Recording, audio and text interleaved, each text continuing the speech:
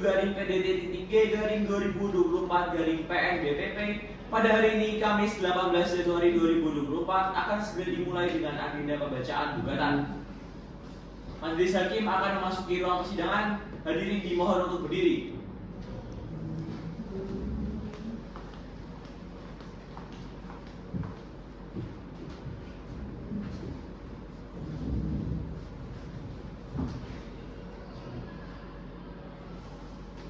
Hadirin dipersilakan untuk duduk kembali.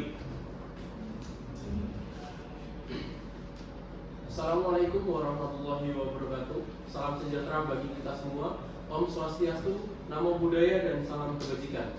Pengadilan Negeri Balikpapan yang memeriksa dan mengadili perkara perdata pada tingkat pertama dalam perkara nomor 07/PDT-G/2024/PNBPP antara Alfred Wijaya sebagai penggugat, Sinta Dewi Anjarwati sebagai tergugat 1, Syakura Ines Barbara Devi sebagai tergugat 2, dan Sekar Kusuma Febrianti SHMKN sebagai tergugat 3. Sidang kedua dengan agenda pembacaan gugatan pada hari Kamis 18 Januari 2024 saya nyatakan dibuka dan terbuka untuk umum. Saudara penggugat dan tergugat, dari laporan mediator ternyata tidak tercapai kesepakatan dalam proses mediasi. Oleh karena itu sidang akan dilanjutkan dengan pembacaan surat gugatan. Baik, apakah penggugat sudah siap dengan gugatannya? Sudah siap majelis? Ya, dipersilakan untuk dibacakan ya gugatannya. Baik majelis. Surat gugatan kepada yang terhormat Majelis Hakim Pemeriksa Perkara nomor 7/Perdata.G/2024/Pengadilan Negeri Balikpapan.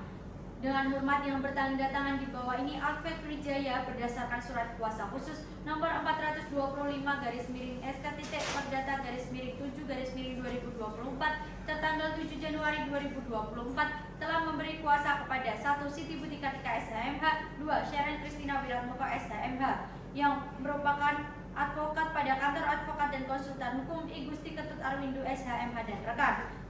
Dengan ini penggugat mengajukan gugatan terhadap 1. Sinta Dewi Anjarwati dengan NIK 647144209800004.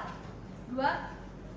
Syakura Ines Mahogra Devi dengan NIK 327102630420001.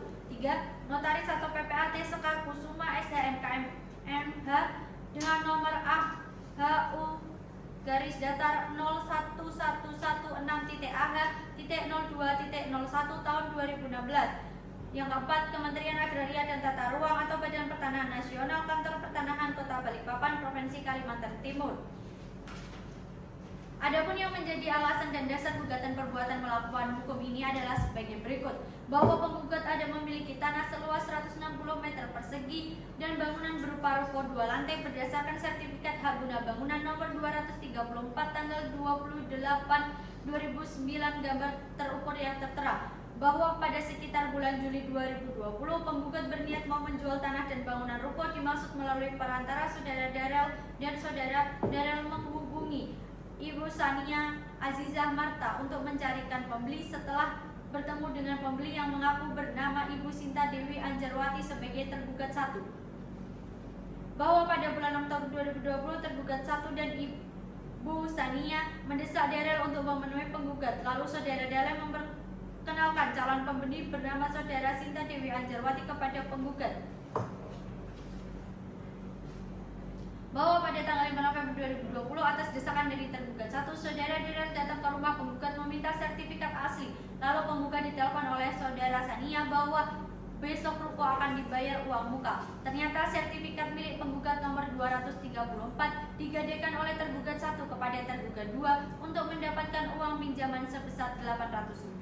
Bahwa tergugat 1 sebenarnya hanyalah berpura-pura sebagai pembeli. Tujuan sebenarnya ingin menggunakan sertifikat milik Alfred Wijaya untuk mendapatkan pinjaman uang dari tergugat 2. Bahwa tanggal 6 November 2020 penggugat ditelepon oleh tergugat 1 menyampaikan bahwa pekerjaan tergugat 1 terpending selama 1 bulan karena kekurangan dana operasional. Bahwa tiba-tiba tiba-tiba ke rumah penggugat staf notaris dan penggugat diminta untuk membuat jaminan berupa PBJB, lalu berdasarkan akte PBJB nomor 9 tanggal 6 November 2020 dan akte kuasa untuk menjual nomor 10 tanggal 6 November 2020 diterbitkan oleh tergugat 3 bahwa penggugat tidak pernah membuat kesepakatan baik berupa perjanjian pengikatan jual beli nomor 9 tanggal 6 November 2020 maupun akte kuasa menjual nomor 10 tanggal 6 November 2020 bahwa berdasarkan ketentuan pasal 22 Peraturan Pemerintah Nomor 37 Tahun 1998 tentang Peraturan Jabatan Notaris Pembuat Akte ditentukan bahwa akte PPAT harus dibacakan atau dijelaskan isinya kepada para pihak dengan dihadiri sekurang-kurangnya 2 orang saksi, bahwa pasal 40 ayat 1 Undang-Undang Republik Indonesia Nomor 30 Tahun 2004 tentang Jabatan Notaris disebutkan bahwa dibacakan oleh notaris dihadiri paling sedikit 2 orang saksi, bahwa sangatlah jelas pelanggaran hukum yang dilakukan oleh tergugat 3, bahwa tanda tangan yang dilakukan oleh penggugat dan istrinya tidak di depan notaris, bahwa berdasarkan ketentuan pasal 16 ayat 1 huruf 1 Undang-Undang Nomor 30 Tahun 2004 tentang jabatan notaris harus dihadapkan ke hadapan depan saksi dan notaris, bahwa oleh karena akte PBJB nomor 9 tanggal 6 November 2020 dan akte kuasa untuk menjual nomor 10 tanggal 6 November 2020 tidak dibuat di hadapan pegawai umum yang berkuasa, maka akte yang demikian menjadi cacat hukum dibuat dengan cara melanggar hukum. Dengan demikian otentiknya keduanya akte yang dimaksud menjadi tergradasi dan harus dibatalkan demi hukum dengan segala akibat hukumnya, bahwa tanggal 6 November 2020 uang 800 rupiah cair dari tergugat 2 tiba-tiba ditransfer kepada saudara Sinta Dewi Anjarwati yang merupakan tergugat 1 dengan tanpa hak sebesar 500 juta rupiah dengan dalih bulan depan ruko milik penggugat akan dilunasi,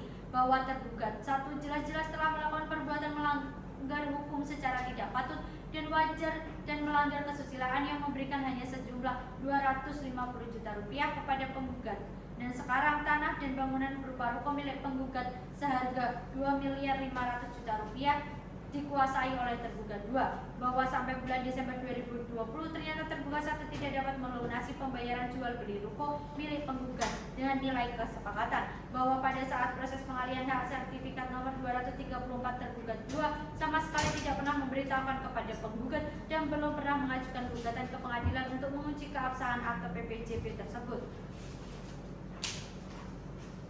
bahwa pada tanggal 28 Desember 2020 setelah tergugat 1 datang kepada penggugat dan tidak melunasi jual beli ruko dan penggugat tidak dapat mengembalikan uang pinjaman kepada tergugat 2, bahwa tanggal 2 November 2021 tergugat 1 sempat dipanggil dan diingatkan oleh penggugat dan bertemu di kantor penggugat dan dihadiri oleh saudara Daryl. Pada saat itu tergugat 1 telah mengakui telah menyalahgunakan dan mengadekan dan berbohong kepada penggugat berpura-pura sebagai calon pembeli ruko milik penggugat, bahwa pada tanggal 2 November 2021 tergugat 1 telah membuat surat pernyataan di atas kertas bermaterai disaksikan oleh saudara Daryl dengan isi pernyataan telah menggunakan sertifikat hak guna bangunan milik saudara Alfred Wijaya untuk mendapatkan pinjaman sebesar 770.500.000 rupiah,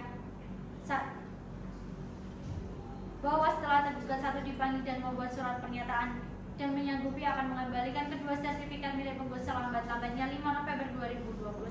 Namun sekarang janjinya tidak dipenuhi dan tergugat 1 menutup komunikasi kepada penggugat dengan cara nomor HP penggugat diblokir, bahwa atas perbuatan tergugat 1 dan tergugat 2 penggugat mengalami kerugian sebesar 2.500.000.000 rupiah karena ruko sampai sekarang belum dibayar oleh tergugat 1, bahwa penggugat sangat keberatan dan dirugikan dan sudah sepatutnya para tergugat untuk mengembalikan dan dalam keadaan utuh atau keadaan semula tanpa syarat apapun tanah seluas 160 meter persegi dan bangunan ruko 2 lantai berdasarkan sertifikat hak guna bangunan, bahwa adalah patut dan wajar agar para tergugat dibebani kewajiban membayar bunga menurut Undang-Undang Pasal 1767 KUH Perdata, bahwa dari orian posita di atas sangatlah jelas perbuatan melanggar hukum yang dilakukan oleh para tergugat. Dengan kesalahan tersebut menimbulkan kerugian dari penggugat karena tanah seluas 160 meter persegi dan bangunan ruko 2 lantai berdasarkan sertifikat hak guna bangunan nomor 234 tanggal 28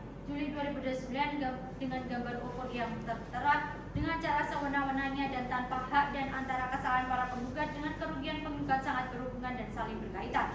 Maka berdasarkan hal-hal yang sebagaimana telah penggugat uraikan di atas, Bersama ini, penggugat memohon kepada Ketua Pengadilan Negeri Balikpapan untuk memeriksa dan mengadili perkara ini dan selanjutnya menjatuhkan putusan sebagai berikut. 1. Mengabulkan gugatan penggugat untuk seluruhnya. 2. Menyatakan sah dan berharga semua alat bukti baik berupa surat maupun alat bukti lainnya yang diajukan oleh penggugat dalam perkara ini. 3. Menyatakan bahwa para tergugat telah melakukan perbuatan melawan hukum. 4. Menyatakan bahwa batal perjanjian pengikatan jual beli berdasarkan Akta BPJB nomor 9 tanggal 6 November 2020 dan Akta kuasa untuk menjual nomor 10 tanggal 6 November 2020 diterbitkan oleh Notaris Sekar Kusuma Febrianti SHMKN MH tidak sah, melanggar hukum, batal demi hukum dan segala akibat hukumnya. 5. Menyatakan batal akta jual beli ruko sertifikat nomor 234 untuk dirinya sendiri Ananda Syakura Inas Mahogradavi tidak sah, melanggar hukum, batal demi hukum dengan segala akibat hukumnya. 6. Menyatakan bahwa balik nama sertifikat semula nomor 234 Ananda Alfred Wijaya atas nama Syakura Inas Mahogradavi tidak sah, melanggar hukum, batal demi hukum dan segala akibat hukumnya. 7. Menghukum tergugat 1 Sinta Dewi Anjarwati untuk membayar ganti rugi material kepada penggugat sebesar Rp2.500.000.000. 8. Menghukum tergugat 1 Sinta Dewi Anjarwati untuk membayar ganti rugi kewajiban bunga menurut Undang-Undang Pasal 1767 KUH Perdata. 9. Menghukum tergugat 2 Syakura Inas Mahogradavi untuk mengembalikan dalam keadaan utuh atau keadaan semula tanpa syarat apapun tanah seluas 160 meter persegi dan bangunan berupa ruko 2 lantai seluas 320 meter persegi berdasarkan sertifikat hak guna bangunan nomor 234. 10. Menghukum para penggugat untuk membayar ganti rugi imaterial kepada penggugat akibat kehilangan hak sewa selama 3 tahun sebesar Rp750 juta. 11. Menghukum para penggugat untuk membayar uang paksa sebesar Rp25 juta per bulan. Jika para tergugat lalai dalam menjalankan keputusan ini terhitung sejak putusan ini diucapkan sampai berkekuatan hukum tetap. 12. Menyatakan putusan ini dapat dijalankan terlebih dahulu meskipun ada perlawanan banding, kasasi maupun VZ. 13. Membebankan biaya perkara ini kepada para tergugat. Apabila Yang Mulia Majelis Hakim Pengadilan Negeri Balikpapan yang memeriksa dan mengadili perkara ini berpendapat lain, mohon diputuskan dengan seadil-adilnya. Demikian gugatan ini saya ajukan, atas perhatian kami ucapkan terima kasih. Hormat kami kuasa hukum penggugat Siti Budi Kartika SHMH, Sharon Christina Wiratmoko SHMH. Sekian majelis. Baik, terima kasih ya untuk saudara penggugat. Nah, terkait dengan gugatan yang sudah dibacakan tersebut, apakah penggugat masih ada yang perlu disempurnakan gugatannya? Tidak, majelis. Baik, untuk penggugat silakan untuk menyerahkan salinan gugatannya kepada majelis, kemudian diserahkan juga kepada pihak tergugat. Baik, Yang Mulia.